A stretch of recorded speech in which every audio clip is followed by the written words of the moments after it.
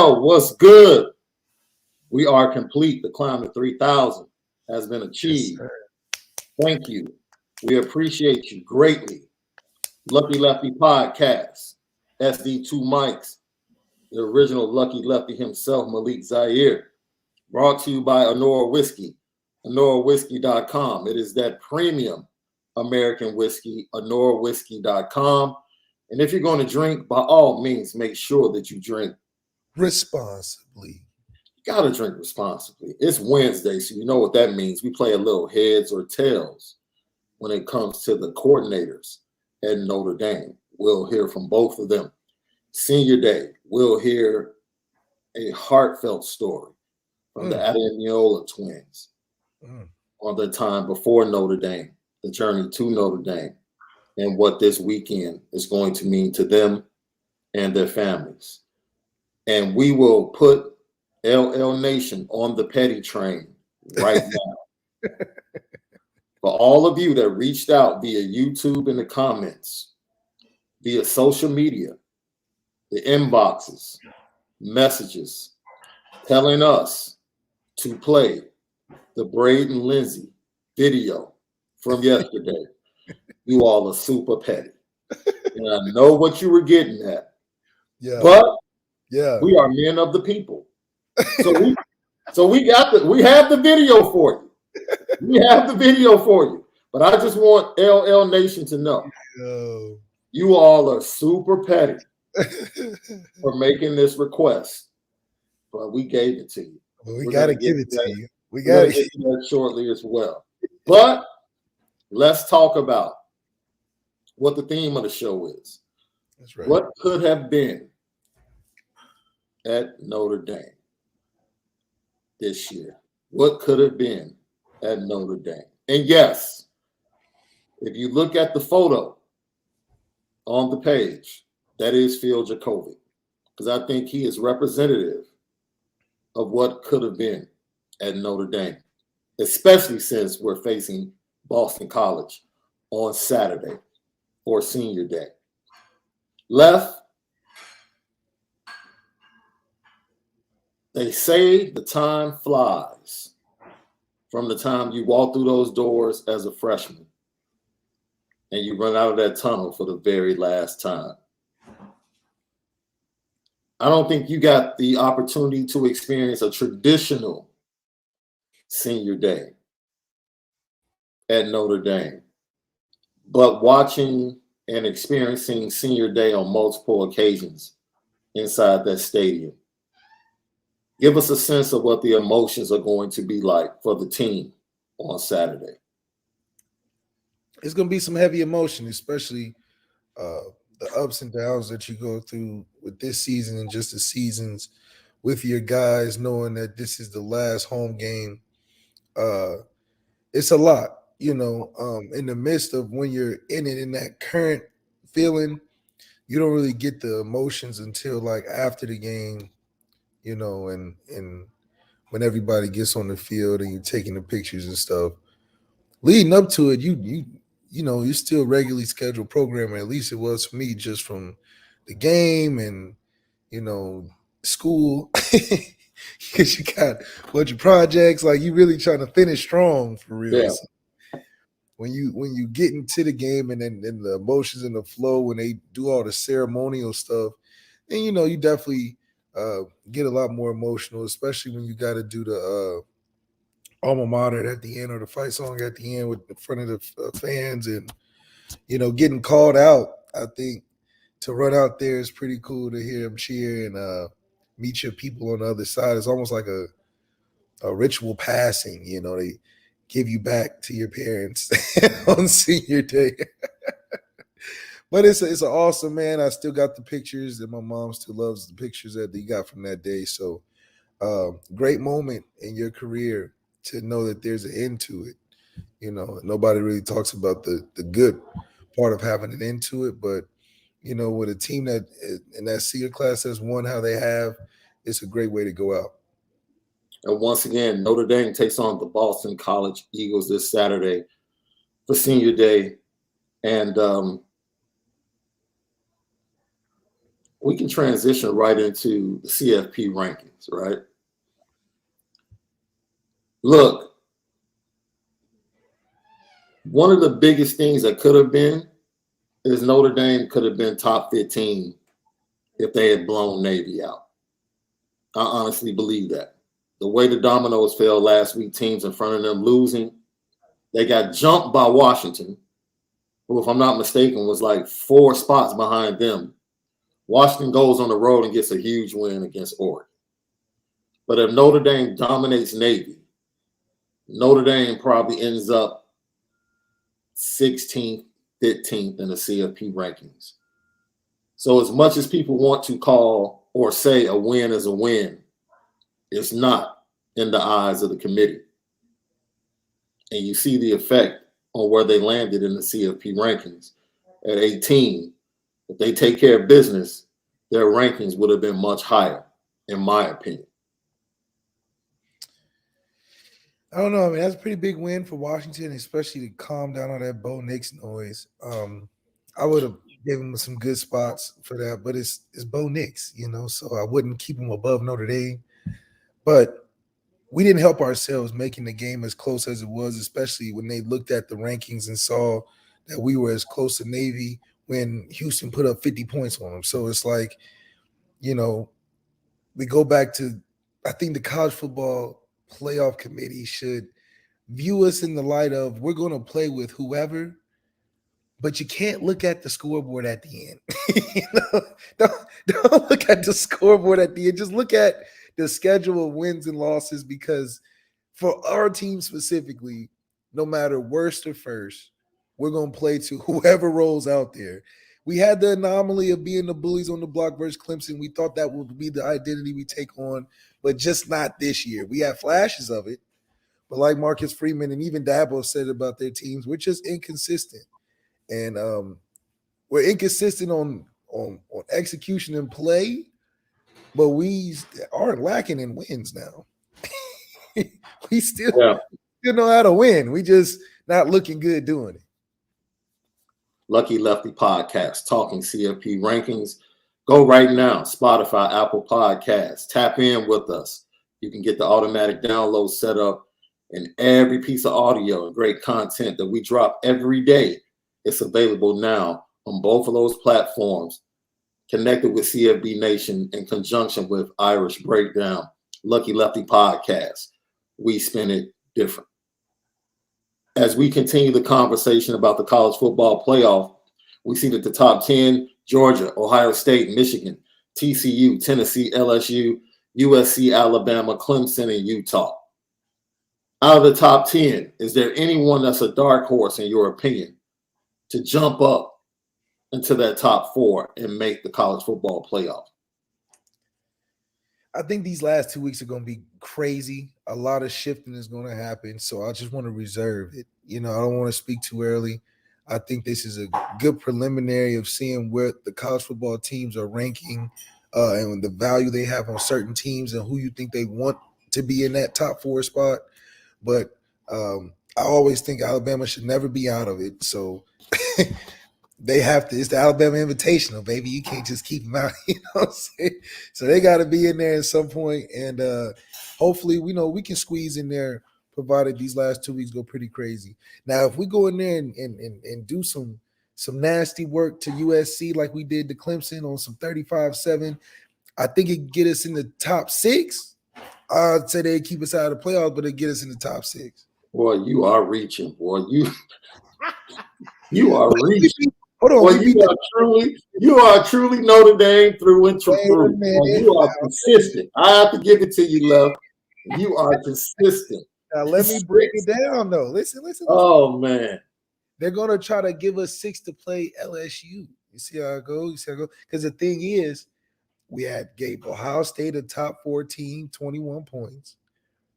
We gave Clemson a beat down, top 4, beat them out the top 10. Mm-hmm. Now that's cool. You done beat a top 4 team out the top 10? Okay, I can take that. And then SC, we beat them like they stole something. 35-7, they beat UCLA crazy.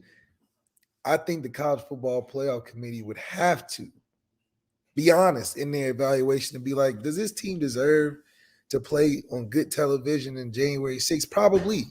Nobody wants to see TCU play. Come on. Come on.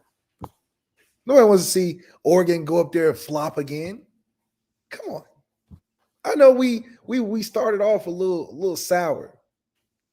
It's not a homer, it's just saying a little sour. But when it matters and when it comes to winning late, you can count on us getting in that top spot. Because we're the most competitive when it gets late. These other teams, as you can see, falter when it gets tough. Games that they should be wiping the floor with teams late, they can't do it because they've never been good for so long. They're like firecrackers. They get hot, then they go out. But we like the campfire. Even when that thing out, that thing is still hot. You know, you never campfire never out. It's just hot or it's on fire. Yeah. Eric Spadell said you had a little early morning sip, bro. You on that Onora. I'm just doing the rankings and what people want to see. Nobody want to see these, some of these teams that can't finish, be in that top 10, wasting time. We want LSU. I mean, isn't Notre Dame in that group of teams that can't finish, though? We can't finish early, but we figure it out when it matters. It's not a 30-minute game, Left. It's not a 30-minute game, unfortunately. Lefty podcast. I will say this. Look, you earn your keep. And you can say what you want to say about Michigan, TCU, and all of that. Look, man, TCU wins out, they're in. Michigan wins out, they're in. But we know Ohio State and Michigan play each other. So that's pretty much, that's a playoff game within itself. Yes. Before they get to the Big Ten championship game. I have no bones to pick with this, with the rankings this week, because 5 through 7 pretty much, or 4 through 7, pretty much control their own destiny. TCU controls their own destiny. LSU controls their own destiny. Go win the SEC championship. USC controls its own destiny. Win out. We control USC's destiny. Once again, USC controls their own destiny. Win out. Win the Pac-12 championship. They're in, because Ohio State is going, or Michigan, one of them are dropping out. One of them dropping out. LSU is going to face Georgia. Everything is in their hands. USC has a Pac-12 championship. Whether you don't like it, whether you like it or not, if they went out, more than likely they will be one of the 4. Tennessee, I would stop myself on that, because I don't believe they truly have. They still have, if I'm not mistaken, the Power Index says Tennessee has a 25% chance. Along with Clemson, still has a 25% chance. Clemson is a team, if everything goes right, could be a dark horse as an ACC conference champion with a win over North Carolina in that championship game. But they would need at least 2 or 3 teams. They would need like LSU to lose to Texas A&M this weekend, and then lose again against Georgia. Then they would need Michigan to lose and TCU to lose. And then maybe they can jump Tennessee, because Tennessee won't have a championship. And then maybe you pit them against USC. And then it becomes, okay, if USC loses to UCLA or loses to Notre Dame, then Clemson. So Clemson has a shot, but there are a lot of things that have to happen in order for them. All those things, if all that happened, then we in it. Because we got to soak up, because we have to soak up some of that. We have to soak up that North Carolina win. We got to soak up that Clemson win. And then if all them teams lose, where are we at? Malik. No, but for real. Malik. If all Michigan loses, which you know Michigan gonna lose, Tennessee don't have a championship. Okay. LSU can possibly lose the last 2 games. Okay, we cooking now. Oregon just lost.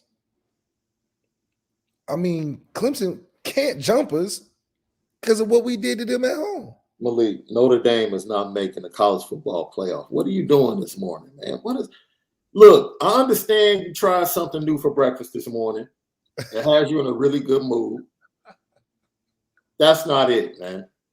That's not. Look, I understand we said what could have been, but we're talking about things that could have been. That is not a reality. Left, that's not a reality. What are we doing right now? That's not a reality. I know it hurts. If P Dub has a message for you. P Dub has a message for you, bro. Right there. There you go. Thank you, P Dub. Thank you for the message. Okay, but if the math is math, if the math is math, and how we beating Clemson? What type of wait a minute? You said math. Now math is universal. Please tell us the type of math you're using this morning. If we're losing to Clemson and Marshall, then what is then? I mean, if Marshall and Stanford, what is Clemson's excuse? They got dubbed by us. So the college football playoff should be like, whoa, wait, you gotta look at this a little closer.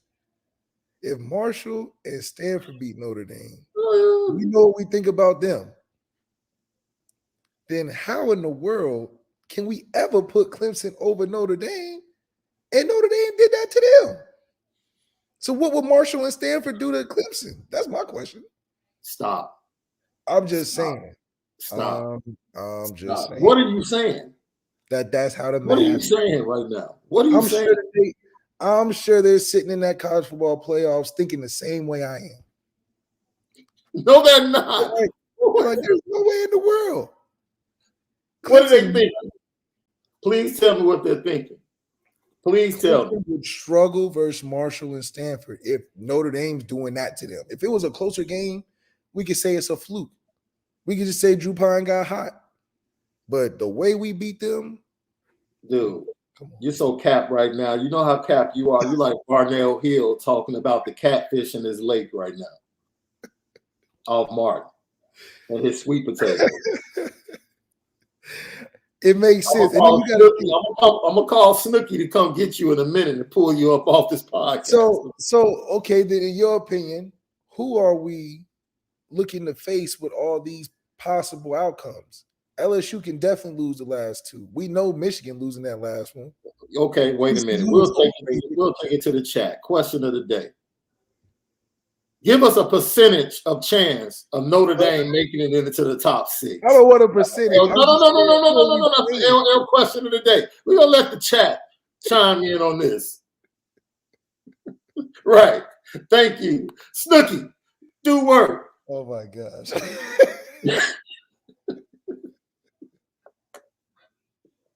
Did you miss me? Come on, man. What is Sean Paulus? Thank you for tapping in. Sean Paulus said -2%. You're bugging right now. What should have been is they should have been sitting right at about 15 this week with a dominant win over Navy. Ole Miss coming off another loss to Alabama, are ready to beat USC and take another jump up to 11-10. It was right there for them. The opportunity was right there for them to get close to that top 10. And coming off that second half, a scoreless second half, you want to tell me that this team deserves to be ahead of Clemson? Yes. Boy, you are truly part of the brotherhood. You are truly part of the brotherhood, man. So what do we call in that game? What do we call in that game? Say what? What do we call in that game that we had against Clemson? What do you call that? It's a win. I call it a virtuoso. That's what I call that. See, you're looking at this as Notre Dame is better than the teams that are in front of them. And I won't argue with you. I think Notre Dame can beat every team in front of them up to Clemson. And more than likely, they will beat the number 17. I don't think they will beat the number 18 head-to-head. Who's number 8? Alabama. Alabama's going to finish. You know, they should be in the playoffs. Let's be serious. I don't think they beat Tennessee head-to-head. I don't think they beat. I think. You talking about the crazy thing is, if they played Ohio State again, I think it's a close game, but I still think Ohio State wins. Yes. Georgia, because of the way they play, would keep yes, Notre Dame in the game, but Georgia just had, in my opinion, the Georgia defense would be, yeah. I'm not saying top 4, I'm not saying that. But and I think they would compete. It would be a pick for me. It would be a pick 'em game against LSU because the LSU offense doesn't scare me. BK versus Marcus Freeman. Oh, that would be a bowl game dream. That's what I'm saying. That's what they would have. They would have like the entire video game lineup. It would be the Sony, Xbox. Just line them all up. No, seriously, that's how they should. That's how they should try to frame it. Because all these other teams, if it's not them, and or Bama, who are you? Who are we worth playing? I don't want to play no Kansas State because Well, they're slated to face in 3 different. I think in 4 publications they're slated to play Mississippi State in the bowl game right now. Great.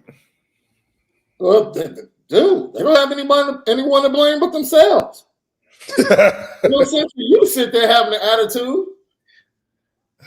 Why do you have an attitude?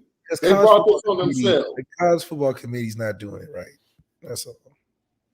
Wait, is the college football committee not doing it right, or is Notre Dame not doing it right? Notre Dame's doing what they're supposed to do. Win the games. I'm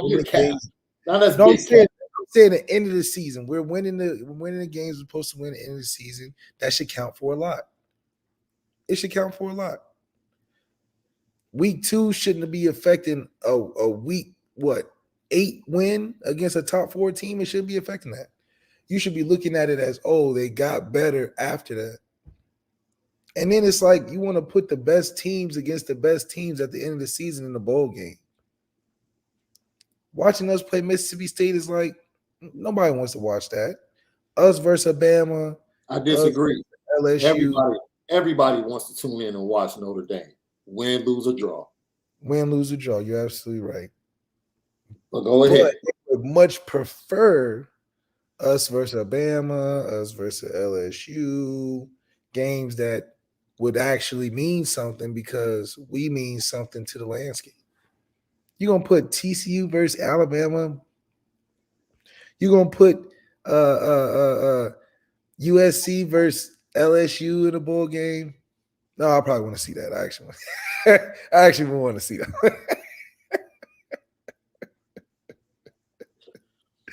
Okay, that's a good one though. But other than that, I mean, we deserve, from how we look versus that Clemson game and Ohio State game and what we'll look like versus USC, that we can compete with anybody. That's just who we are. We may not be consistently great on the scoreboard, but we can play with anybody and get a chance towards the end. And that's what you want to see from a football team that's trying to cross over to that next level. That's wonderful. But Ken, you used a word right there I'm going to grab from what you said. And you said consistently. Consistently. Can you tell me how much Notre Dame has improved?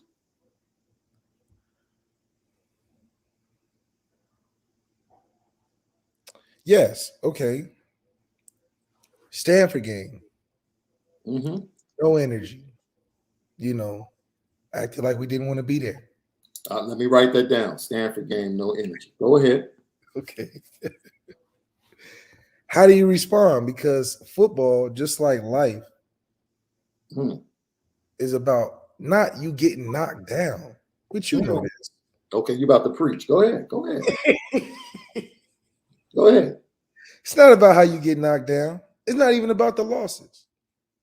You almost encourage bad losses because you know why? The meteoric rise to the top. You can accomplish great things. Because when you at the bottom of the bottom, all you can do is what? Look up. And when we looked up and knew who we was, because that's all we needed was a reminder. We just needed a reminder of who we was. Yeah. We saw who we had to play the next week and was like, you know what? That's the team we need to be. Mm-hmm. And we showed the college football world. Preach. We're really better than this team and deserve to be in the top 4. So if you just slap a 1 through 4 number behind the team, we'll look like a 1 through 4 team. Period. But if you slap an unranked, we'll win. And that's what it's about, winning.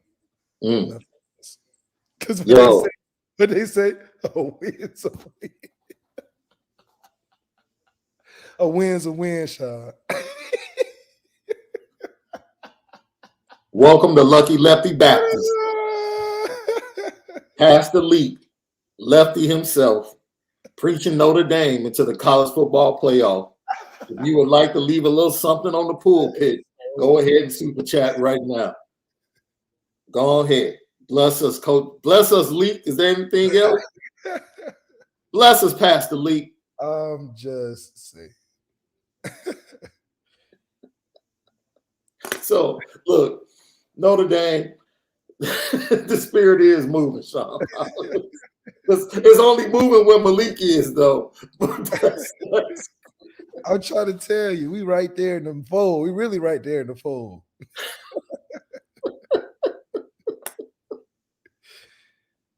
Oh, man. Lucky Lefty Podcast, once again, we appreciate you guys. The climb to 3,000 has been accomplished. And now we're climbing the stairs. Next goal is 5,000. We appreciate everybody that's become a part of LL Nation, whether you're part of the Notre Dame fan base or another team's fan base. Thank you for tapping in. Thank you for giving us your time. And thank you for helping us reach our goal. Now it's on to the next goal. You can help us as well.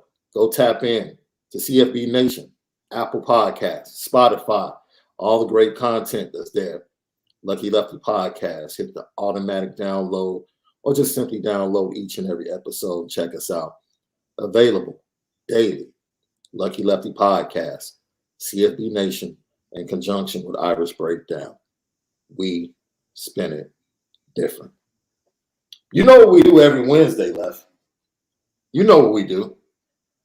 Heads or tails? Tails never fails. Tails never fails. All right. Tommy Reese, man. We're going Tommy Reese this week. Oh, man. Well, Left, I'm going to let you get your analysts on this week because Tommy Reese has some very interesting things to say about moving on from Navy. But before he can move on, he had some things to say about Braden Lindsey's touchdown. And we're going to make him a nominee for a seat on the petty train. Well, we got him in 0, and that's kind of what we wanted from there. We wanted to take a shot, and that's a route that we can sometimes read, but we determined, hey, even if it's off like that, Braden, we're going to trust your speed to run by him. And Braden was about 18 yards ahead of the guy, and Drew evaded the rush and got it there late. Braden made a heck of a catch, and in that situation, you're yelling, hey, fight back for the ball, hoping to get PI, and he did one better and got the ball too, so it worked pretty. Braden was about 18 yards ahead of the guy.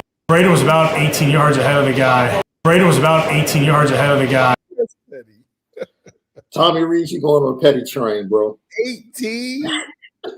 That's a lot to be coming back to and fighting for the ball. Hey, that's petty. You caught that. Okay, Tommy said he was 18 yards ahead of the guy, bro. Good grief. Wow. He was making sure that like, look. He's open. He was open. Oh, man. Oh, man. It's all bad when that happens or what? Look, bro. Tommy said it. The guy was wide open. Sports Center. He didn't say wide open. He didn't say wide open. He said 18 yards. Do you know how much that is? I'm gonna have to go watch the tape and figure out how far he really was open. It probably was about 70. He was open. He was open, but to dramatize it as it being a 20-yard gap, the field ain't even that big. So 20 yards anywhere on the field, you and then to say,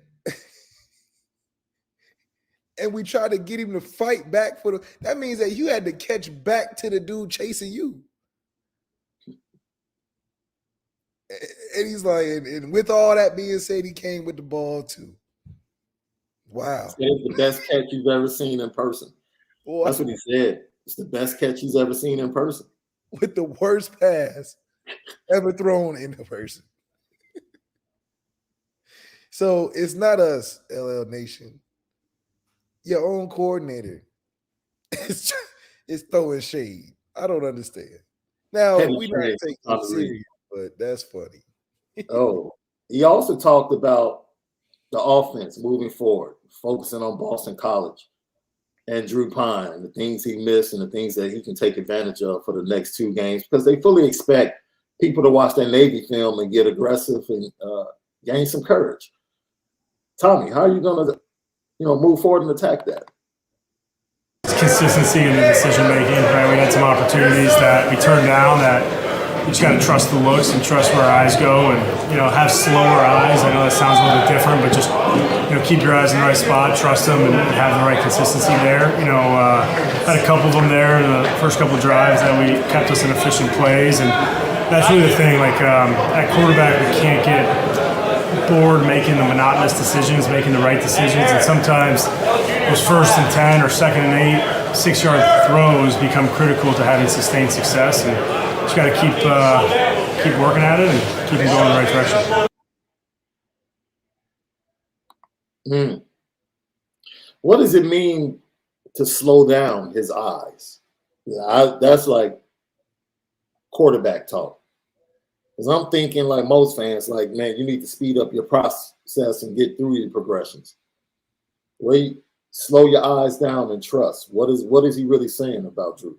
Well, I think sometimes, you can get through a read too fast just because you're not trusting that the guy, based on the leverage or based on their speed coming out, is going to be on the timing that you have in your head. I think a lot of times when you are feeling rushed in the pocket, you can read the play a little faster and pass up on reads that become open a little later. It's a lot similar to how I talk about my quarterback at Lakewood. I tell him all the time, like, you just got to let the play develop. Like, I'm calling it to hit a 15-yard out, and you throw in the 5 and out as soon as you get the snap. And it's like, I get it. He's open. Don't pass up a open guy and all that. But I'm calling it to hit a specific thing. And you taking the first thing you getting just because you think it's open and this and that. Yeah, but it just throws the rhythm off. And I always tell them, you want to be a threat. You want to be aggressive.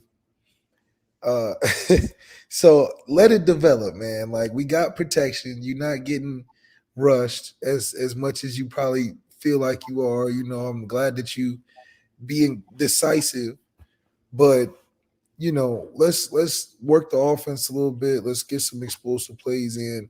And a lot of times when you're calling plays, you're trying to hit certain guys in certain areas for the other defensive coordinator to be thinking, okay, they're trying to go outside, they're going inside, I got to do this and that. So if you taking what they're giving you, quote unquote, it almost plays into the hands of the D coordinator. Said, okay, well, we can get away with certain things because he's not looking this way. He's not looking deep. He's not, or if he waited a little longer, that's open. So we know we got him a little rushed. So a lot of it is a strategic thing, but you definitely want to be able to have some pace to the game, which I like a lot about Kenny Minchie. Kenny Minchie looks like he's slow through his progressions. He just back there, don't matter what the blitz or whatever is going on in front of him. He's taking his time. He's just out there just making passes look really easy. I think that's what Tommy kind of wants Drew to play with, a slower pace, a more command of a pace. And, that comes with comfortability. And, if you believe in your talent, you'll be there, but if you trying to do the right thing because you don't want to get embarrassed, then that's an obvious way you can play. It shows, I totally get that now, because that reminds me of what I was taught playing basketball as a guard. Don't let them speed you up. I don't care how much pressure they put on the ball. Don't allow them to speed you up. Play at your pace. You have the ball. So it makes perfect sense and how that correlates to football as well. Lucky Lefty podcast. So he talked about the resurgence of one Deion Colzie. And Deion Colzie has taken plays away from Braden Lindsey. And I think, and what you're going to hear from Tommy Rees, he's really saying something with talking about why Deion Colzie has been able to get those reps over the last 3 games. Here's him talking about that and how Drew has improved or did improve against Navy in obvious pass situations on third down. Just based on coverage tendencies and things that we see from them are starting to open up. I think Drew has a lot of confidence. With Deion being out there, a bigger target on some of those throws over the middle. So just continue to try to find ways to attack coverage and give him a chance on third down. And I thought Drew took a big step there in third and obvious pass, and continue to try to find the ways that he feels most comfortable. Speaking of guys like Deion, what has it meant to be able to plug in guys in the offense and them have success early on? Yeah, I think it's really cool to see each part of that receiver room contributing different ways and having different roles. Like Deion provides something that's different than what Zoe provides, and Braden provides something different than what JT does, and then Lerno hopping in there and doing some of the dirty work. And so just really having that group as a collective whole, contribute has been really rewarding to see over the last 3 or 4 weeks. Hey, bro. Consistency in the decision. You got to dig into what he said there. He talked about receivers having something different, and the dig route has become one of the big routes for Drew Pine on third down, especially the backside dig route. You know why Deion Colzie is good at that with Drew Pine at quarterback? He's big enough to see. Yeah, no, like for real. No, facts. Like for real. If that's Braden Lindsey backside, it's just he got to be more accurate. He got to be like, let me really put it somewhere nice. Like Deion Colzie, if he flashes his helmet across, it's like, okay, I just got to throw it over there. So it makes sense. I mean, the kid is like 5'6". Yeah. So it's hard enough. You got to be able to find throwing lanes. You got to be able to, trust that, which Tommy talks about a lot, that is going to be where it's supposed to be on time. When you don't see him, it makes it a little tougher because is he there too fast? Is he getting hemmed up by the jam? If you can't get a good visual because you already looking the opposite way, you trying to come back to it just hoping he's there, and you don't get a glimpse or anything because you're a little short, it's just tough sledding unless he really, really trusts you like some Aaron Rodgers, Devontae Adams type of deal. Yeah, but I like the fact that he feels confident that Drew is improving in obvious past situations because we said it last week. Drew is going to be needed. Drew can't walk into that Coliseum and play a Navy game. No. You can't do that. You can't. He can't even go in there and play a Clemson game. No. Because the USC's offense is better. USC offense is going to stress our defense a little bit, and you got to go and stress their defense a little bit. Well, we know we can run, so that'll help. But there's going to be times in the game, maybe we're down 7 going in the half, and we need a Marshall situation. And Braden Lindsey gets behind the defense. Mm-hmm. We need you to hit that pass and tie it up before halftime.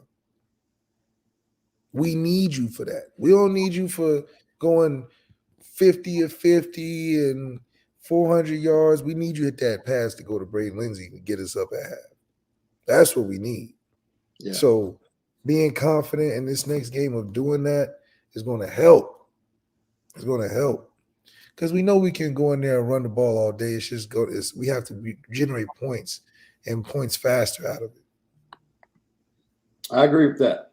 The opportunity is going to be there because their secondary, their linebacking core, injuries, they didn't have depth. They struggled to score. Jordan Addison is not 100%. Their scoring has gone down, I think, like 20% since the earlier part of the season. Their defense, they rush the passer well, but that's because they get out in front. They can't stop the run. They just lost Travis Dodd, who was their best running back. It's really attrition that has hit that USC program.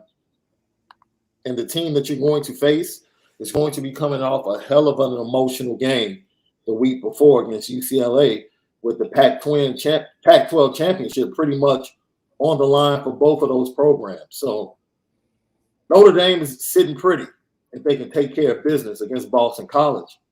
But then that's, like you said, you got to take care of business. And Tommy Rees knows that coming out of the Navy game and going into this senior day. And he was asked, how do you motivate these guys with all of this emotion and USC over the hill? Have a good senior night, and that's to win the game. And so I think that can help motivate people. There's no lack of motivation. Certainly a rivalry game. BC coming off a great win for them. Some familiar faces, with Coach McNulty over there. So, this is a big game for us. We still have a lot to accomplish this season. We look at this game every year as a great tradition, a great rivalry. We have a ton of respect for Coach Hafley and their program and how they're running things. And again, big win from a week ago. Definitely caught our attention, and our guys are definitely eager to get back out on the field. Like Tommy said, it might have been a blessing in disguise coming off that Navy game, having to reset, and maybe having USC on their mind at the end of the year. That Boston College did go to North Carolina State on senior day and ruin that senior day with that late touchdown and a big victory and a down season for them as they head to South Bend. It's a lot of things going the right way to bring Notre Dame's focus to the Boston College Eagles. Yeah, Boston College is not a team to play with in these situations.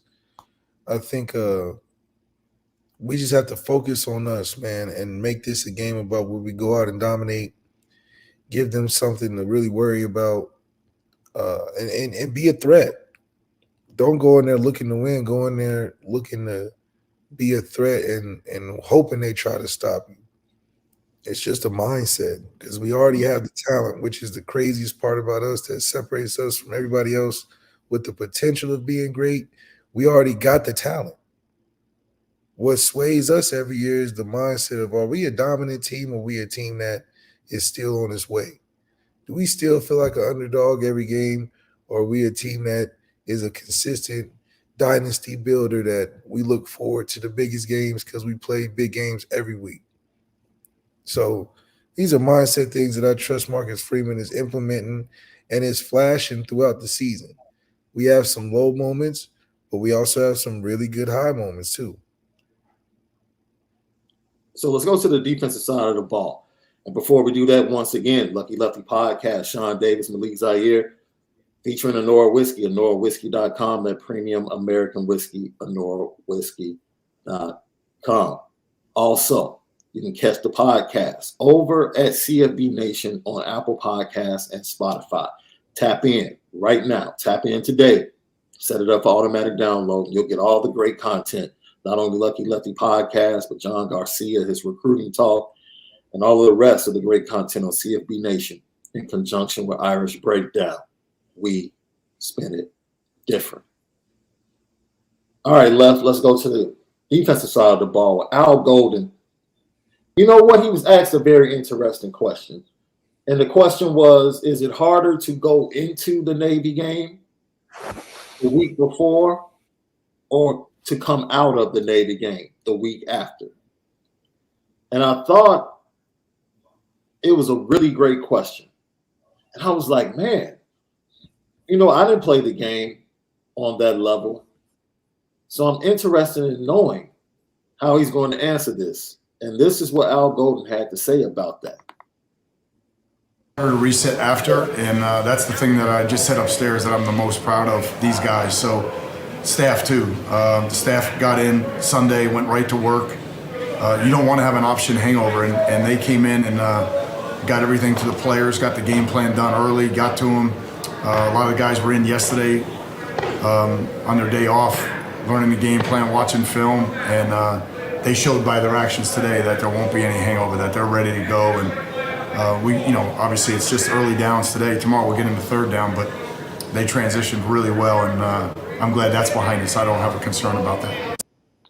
I'm sure all of the players got back Saturday night and said, thank God we're done with that, dude. Because you pretty much, that's the sentiment you give me about Notre Navy week, is that once it's over, everybody is like, good. You're almost more encouraged to lock back in on focus because you feel like it's back to real football preparation where you got a lot of different looks and a lot of different moving pieces. I think it's not only monotonous to get ready for a team like Navy, but it's uninspiring in the sense that you start thinking about physicality when you go into games like that. Other games like with Clemson, it's going to be physical, but people flying around, it's going to be speed, it's going to be fun, it's going to be a lot of different things. So I think the encouragement with that excitement of all the things that are involved in a team that's doing a lot of different things, it's easy to get back to, especially motivated when you're in situations like that. I was very intrigued to hear his answer, and when I heard it, I said, that makes sense. The reset is much harder. To get guys to reset and get back to what they've been normally doing the entire year. Like, it really takes you on a detour to prepare and play Navy, and getting the mind and the body to reset simultaneously and get back in order and back on assignment has to be a challenge, especially in a short span, which I'm glad they get back on the practice field Sunday. I'm glad J.D. Bertrand is trending towards being back on the field. That's going to be huge. And I'm looking forward to them. And Marcus Freeman said he expects his team to be hungry. He said that on Monday. And hearing how they're performing in practice and Al Golden feeling like they've done a great job of resetting and moving on, that's encouraging. That's encouraging, and that's what you want to hear from your head coach and also your defensive coordinator. Now, he was also asked about, defensively, confidence. Confidence is something that you want your team to go into a game with, but it's also what makes the other team dangerous, because they might not be as talented, but if they're trending upward, could make for a pretty interesting game. And Al Golden talked about that. His defense now having to face a backup quarterback that's going over 300 yards with 3 touchdowns with a weapon like Zay Flowers coming into Notre Dame Stadium and a confident Eagles offense. Al Golden talked about that matchup. Confidence now, right? That's a big win on the road for them. And obviously we got to get ready for 2 quarterbacks. I really like the tight ends. Number 4 is as good as Caleb Downs or Njigba, those 2 guys that we've seen earlier. So Flowers, I'm talking about the wideout. So he's really, really good. Again, I have a lot of respect for their coordinator, John, McNulty, just kind of a pro style, very similar to ours. Shifts, motions.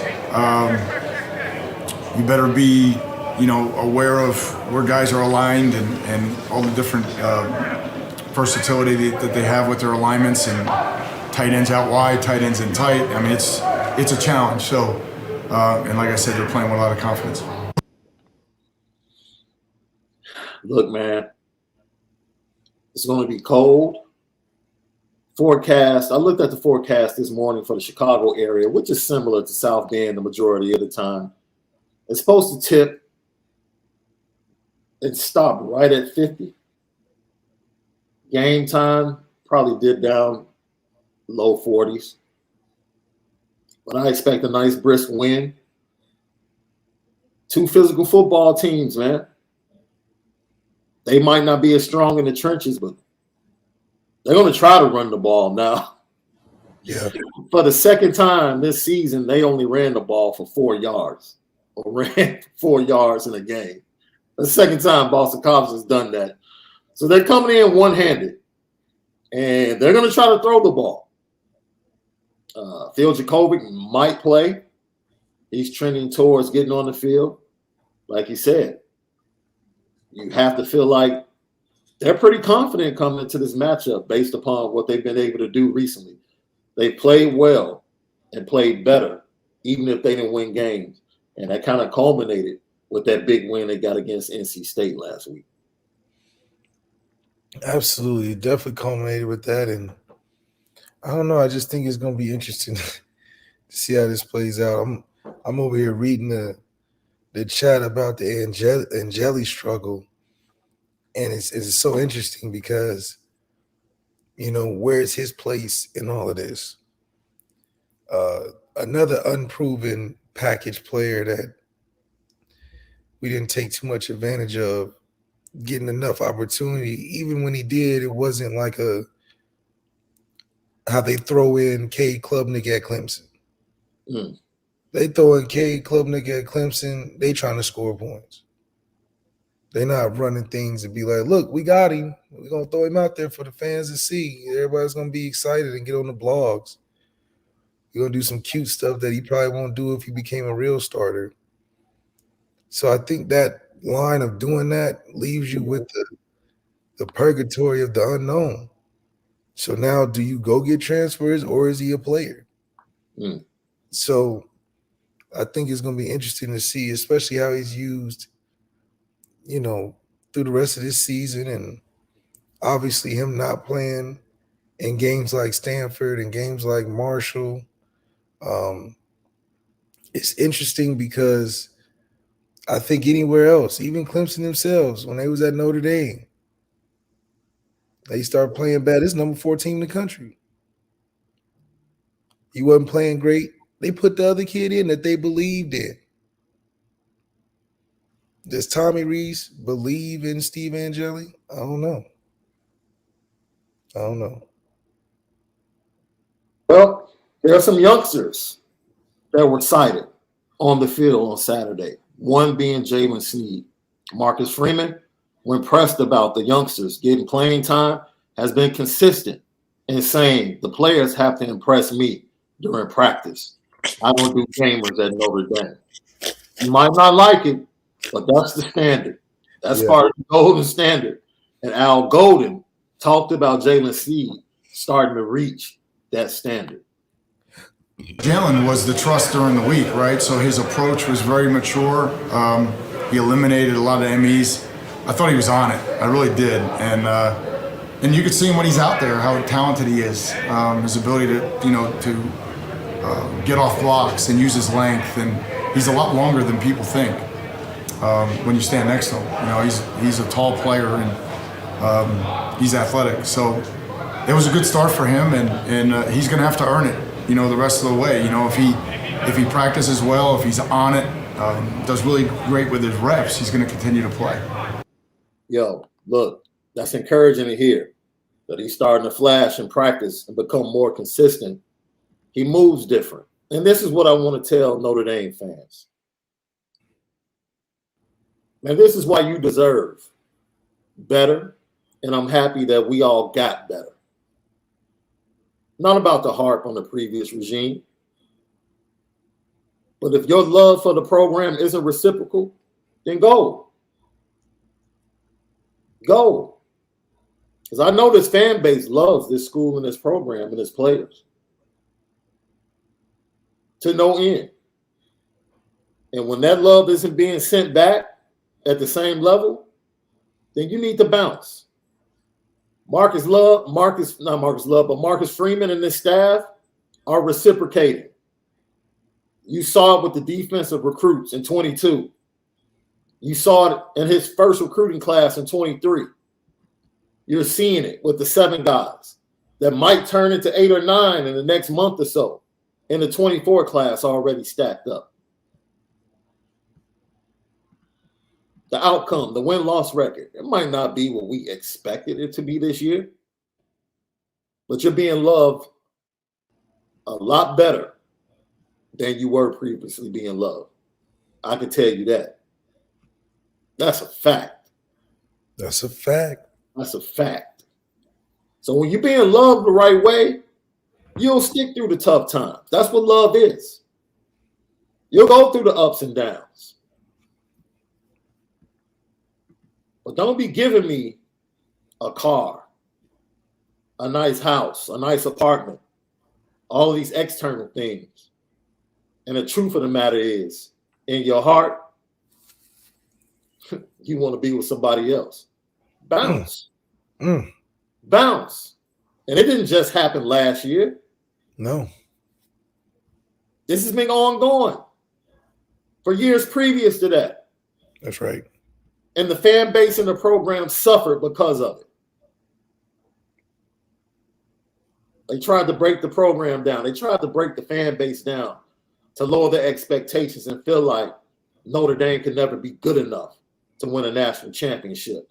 There's no way elite players would ever want to come here. It's bull crap. You got the right guy that's showing you the love to let you know great players do want to come here. Watch and see. So, yeah, when you're receiving that type of love, we can deal with the Marshall offense. And we don't like Stanford and Marshall coming in here and winning games. But we'll deal with it. We'll deal with it. Close out the season, sweep November, and then have one of the best days ever on December 21st.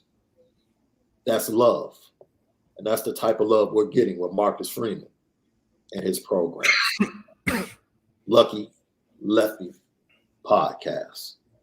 Hey, bro. One more thing with Al Golden before we get out of here. It's very important to understand that one of the things he talked about was in his short time how special he's realized how this program is, but more than that, how blessed he is to coach the young men that he's able to coach. And he talked about Notre Dame and the players being a different breed of player than he's ever experienced on the college level. Nothing exemplifies that more than Jason Adamiola and Justin Adamiola and their parents. You see the pictures week after week on the field after the game. The love they have for the university, how special Saturday is going to be for them and their family. And they met with the media, and they encapsulate the journey to get to Notre Dame and the time spent at Notre Dame and what it means to them and their family. I feel like it's going to be great. It's going to be a great experience for my family, really. Like my parents and like everybody else, my aunts and uncles coming because, you know, like me and Justin are excited for the moment, but I know they're going to be having probably the biggest smiles in their face to know that we made it this far. So it's going to be a great moment for my family. What do you guys remember from that camp where you got the offer and then I believe you guys committed shortly after that? What I remember was, you know, we had like Khalid, Julian, Dalen, and Ade was coaching us up, you know, and we laugh about it because they have a lot of pictures from that event, so we sent it to them. And then I remember, you know, because this was going into our junior year, I remember after that camp we earned our offer here, and then we decided to commit on the way back to Jersey. So it was a special weekend, a special day for us, you know, earning the offer here at Notre Dame and then committing, I think it was like a day later. You know. For me, I remember from that day, like, just like seeing like what Justin said, like who's gonna be like my best friends for like the next like the whole time me being at Notre Dame. You know, I met like, for instance, like my old defensive line coach, Coach Ellison, Dalen, Ade, Lid, and even like my teammates, my old teammates in my recruiting class, like Paul Mawala, some of the guys. Kyron Williams was at that camp, so it was like just that moment really brought to me like, yo, these are my best friends, and I didn't know them since I was in high school when I was a sophomore, and now I'm a fifth-year senior, so it's like a lot of years that went by, and like we're still close. We still talk like once a week with the guys and everything, so it's like, damn, man, time's flying. Yo, he's right. Time does fly.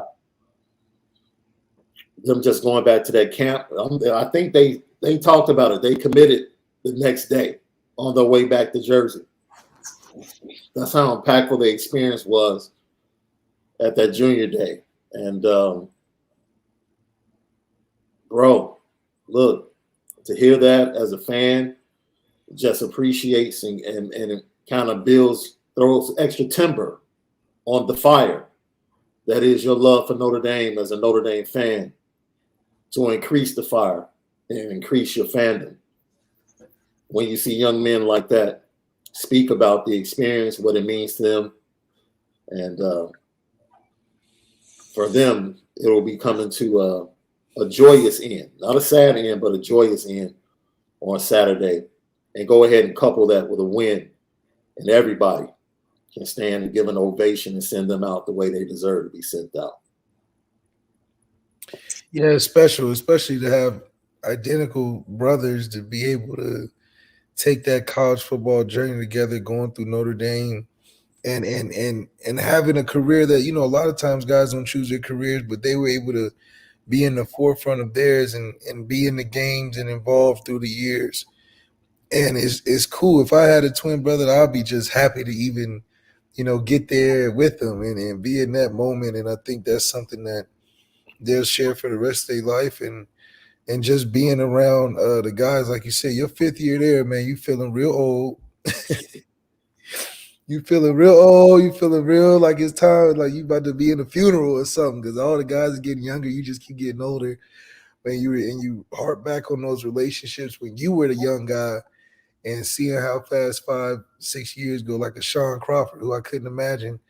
He's been through a couple waves of different units and classes. So you build up a lot of gratitude, man, through the time that you're there.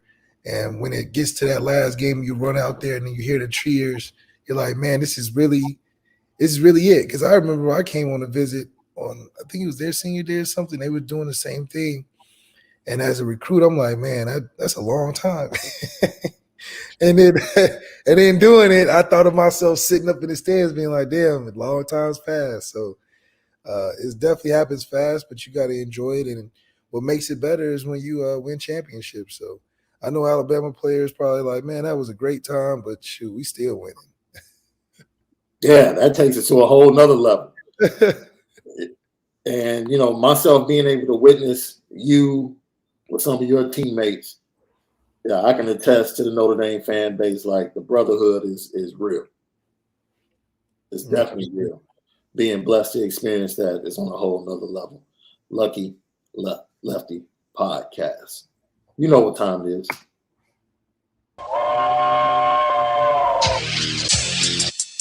Petticoat.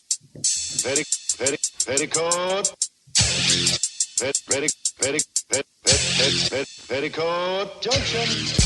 It's time to get petty. Oh, we did a good job executing. Are you upset with something? And fire up the Petticoat Junction train. I just don't like you. You don't? No. What is today's petty historic Petty Junction?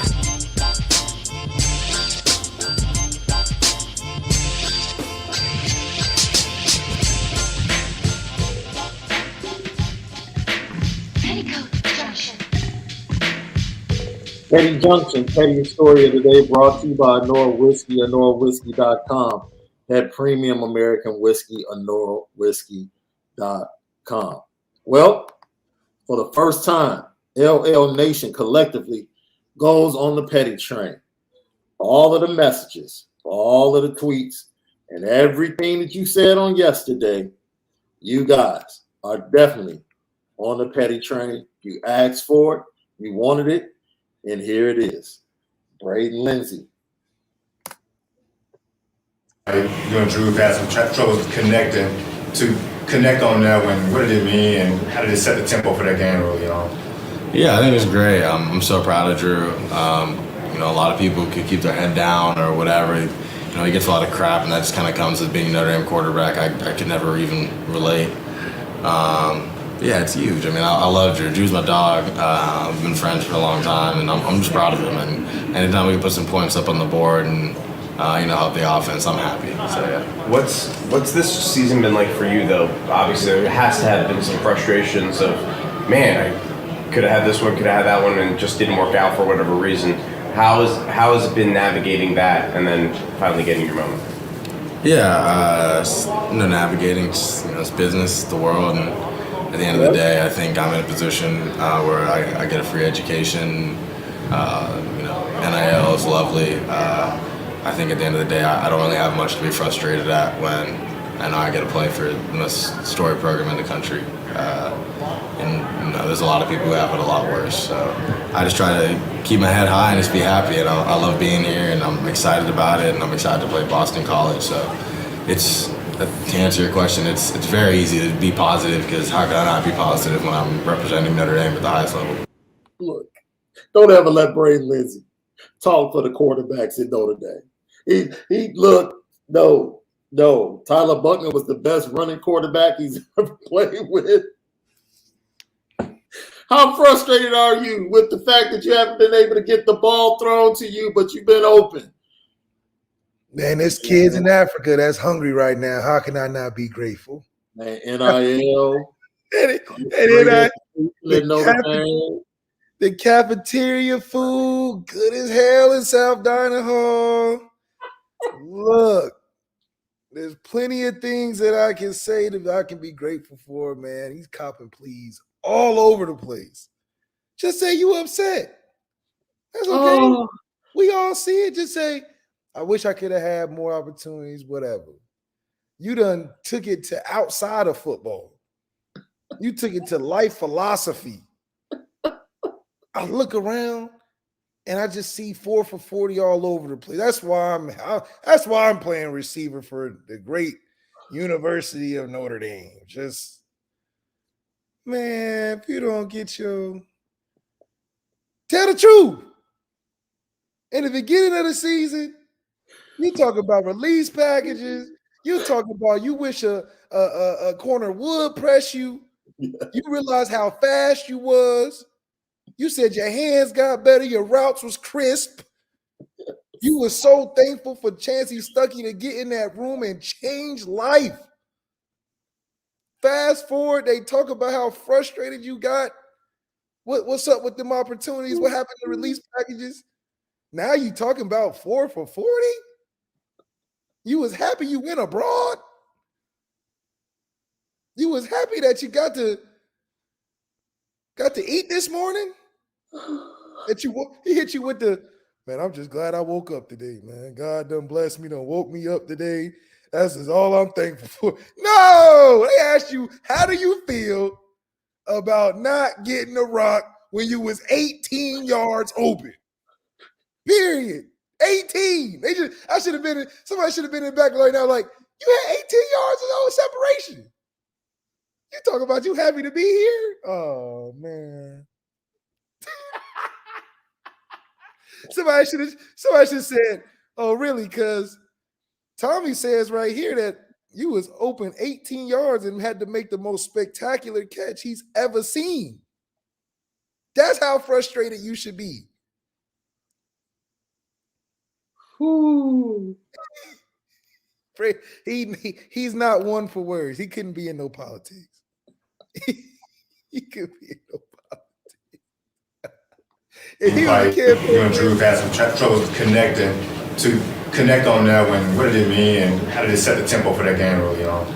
Yeah, I think it was great. I'm so proud of Drew. A lot of people could keep their head down or whatever. He gets a lot of crap, and that just kind of comes with being a Notre Dame quarterback. I could never even relate. Yeah, it's huge. I love Drew. Drew's my dog. We've been friends for a long time, and I'm just proud of him. And anytime we can put some points up on the board and help the offense, I'm happy. So yeah. What's this season been like for you though? Obviously, there has to have been some frustrations of, man, I could have had this one, could have had that one, and it just didn't work out for whatever reason. How has it been navigating that and then finally getting your moment? Yeah, navigating, it's business, the world, and at the end of the day, I think I'm in a position where I get a free education. NIL is lovely. I think at the end of the day, I don't really have much to be frustrated at when I know I get to play for the most storied program in the country. There's a lot of people who have it a lot worse. So I just try to keep my head high and just be happy. And I love being here, and I'm excited about it, and I'm excited to play Boston College. So to answer your question, it's very easy to be positive, because how can I not be positive when I'm representing Notre Dame at the highest level? First of all, this is because I see people in the chat like accusing you of putting words in his mouth. Look, dude, we can post a video. It's been several games where Braden Lindsey has showed his frustration at the end of plays with both hands in the air. At the end of plays all year long. Like, dude, yo. Just we're not making anything up. It was a valid question. Have you been frustrated? Because you've shown it multiple times on the field. We've seen you. No, navigate. No, I'm navigating the business world and education and feeding the children that's hungry in the world. And to answer your question, no, how can I be mad? Look, I'm open all the time. I'm not mad. I'm glad we can put points on the board. Really. Yo, LL Nation, thank you. Because this was a great one. This was a great petty. You all are super petty for this one. Because I had not seen it. You all are super petty for this one, but you're spot on. You're spot on. And I think my boy Levon Whitaker, that works for the TV station down there in South Bend, I think he was the one that jumped it off with the initial question. I'm going to have to hit him up today like, bro, you petty for that? You petty for that question? You super petty for that question? This is just all. Excuse me, this is all around one of the best petties. Yeah. Don't please. Well, he's about to graduate. Like, don't for the rest of the year, don't let Braden Lindsey talk quarterback at all. They ask you all the quarterback questions on purpose. Don't let him talk. Do not let him talk quarterback at all. Because he puts forth the best content. No, matter of fact, let him talk. Let him talk. Let him talk after the USC game, the bowl game. He gives us the best content when it comes to quarterbacks at Notre Dame. Oh, man. Yo. He talking about we friends. What that got to do with anything? The NIL money is sweet. Yeah, he talking about, I ain't mad, I'm getting money. That's how you know you mad. I ain't mad, I'm getting money, man. You know, NIL is great. You know, what I got to be mad for, man? I'm out here getting money, man. Oh, he out here like money making Mitch. Yeah. I love the game. I love the game. But if I leave, are they going to love me? But, you know, I just think that it's why it's important. You got to have a dude all the time, man. Got to have a dude all the time. Yeah. We're not in a position to carry guys along at that position. I don't think that's the ingredients to a championship for our team. I think we should have our quarterback leading the forefront and being a reason for the season of why we are going out here putting dominant performances together. Mm-hmm. It can be the run game can have a plenty of X factor in an offense, but most teams that are competing for that championship right now has a quarterback leading the charge, not just running out in the front. Yeah. Here's a question for you, bro. Luke Breeding, thanks for tapping in as always. Is Onora available in Eastern Kentucky? Shoot, it should be. I would have to just check the website, but if not, DM me, we can figure it out. There you go. Another question. Ed Big Easy. He must be from Chicago because I see you're a Bears fan. Is Kenny an early enrollee? He was an early enrollee for Pitt. So the estimation for me would be that he would be an early enrollee for Notre Dame as well. And Kevin Bill says, no way Michigan should be ahead of TCU. I mean, yeah, they haven't played anybody, so I don't have a problem with you saying that at all. Super chats. Thank you, Don. Excuse me. John DeCrisio. Thank you for the super chat. John Wooden quote, be quick, but don't hurry. And Kirk Roberts, thank you for the super chat. Thank you, Kirk. We do it for you. Each and every week, we hope we continue to put forth a great show. So we're going to get out of here, man. You guys have a great Thursday. Man, I'm ahead of myself. Have a great Wednesday. Tomorrow, John Garcia from SI will be on with us talking recruiting for the last half of the show. Get your super chats and your recruiting questions ready. John Garcia joins us tomorrow for the last half of the show to talk recruiting. Notre Dame National Recruiting right here. Lucky Lefty Podcast. Have a great Wednesday. But most of all, make sure that you spend it different.